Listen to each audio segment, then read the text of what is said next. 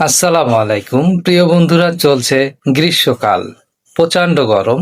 এই গরমে শরীর সুস্থ এবং ঠান্ডা রাখার উপায়গুলো আমি ভিডিওর মাধ্যমে আপনাদের মাঝে আলোচনা করছি। ১. প্রচুর পরিমাণ বিশুদ্ধ পানি পান করতে হবে, তবে খেয়াল রাখতে হবে পানি যেন ফ্রিজের ঠান্ডা পানি না হয়। ২. তরল খাবার খাওয়ার অভ্যাস করতে হবে, যেমন ডাবের পানি, ফলের জুস, লেবুর শরবত, ওরসালাইন ইত্যাদি। ৩. যেসব খাবারগুলো বর্জন করতে হবে: ফাস্টফুড খাবার, বেশি তেলে ভাজা খাবার এবং বাসি খাবার।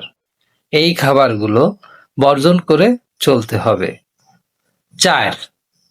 পোশাকের ক্ষেত্রে হালকা কালারের ঢিলাঢালা সুতি পোশাক পরতে হবে।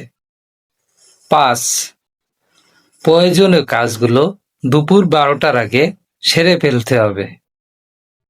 সবাই ভালো থাকুন, সুস্থ থাকুন। সবার জন্য শুভকামনা রইল। আল্লাহ হাফেজ।